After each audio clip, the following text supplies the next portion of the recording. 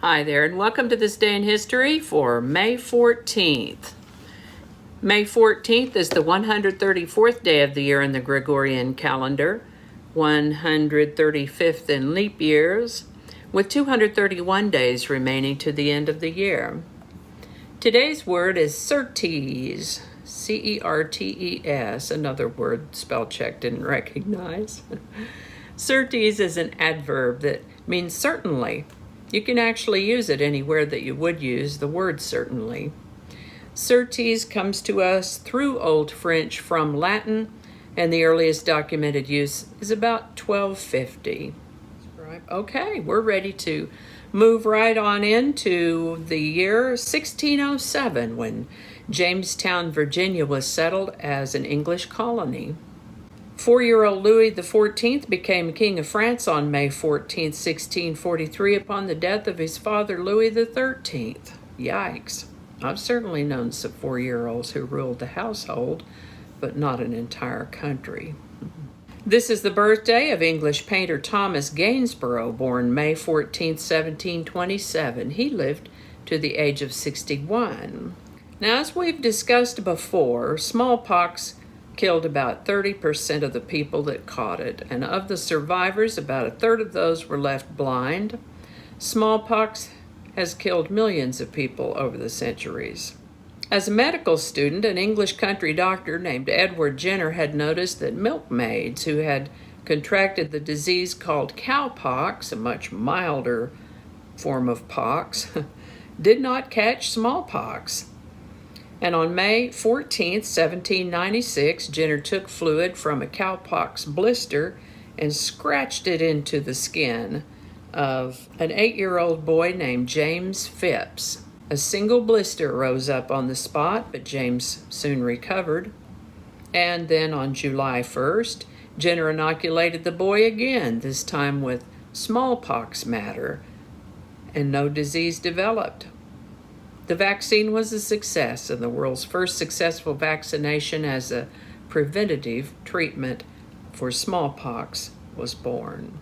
On May 14, 1800, the 6th United States Congress took a recess, and then the process of moving the U.S. government from Philadelphia to Washington, D.C. began the next day.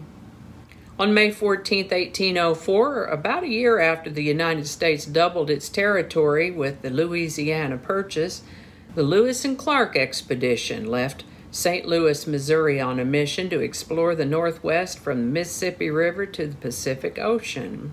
On May 14, 1878, holy cow, the last witchcraft trial held in the United States began in Salem, Massachusetts, so they were doing that stuff for a long time.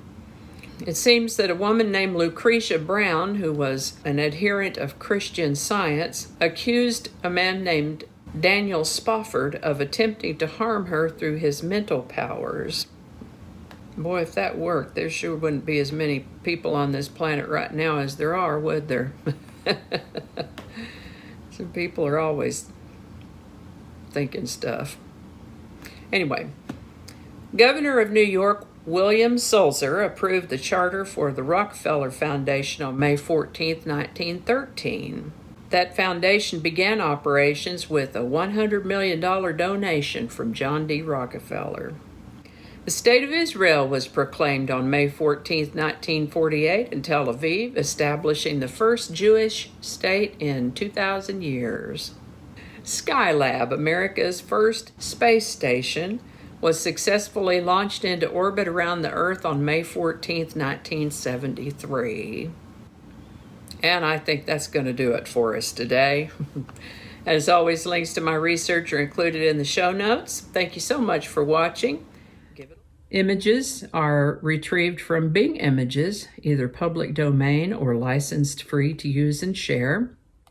I think the correct terminology is free to share and use. Our lovely outro music is Divine Life Society by Jesse Gallagher from YouTube Music Library, and there's a link to his channel in the show notes. Thank you so much for watching. Don't forget to give it a like.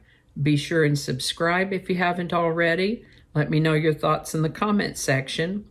And remember that you can share this video with others with the link in your email, messaging, or social media. Thanks again, and I'll see you next time.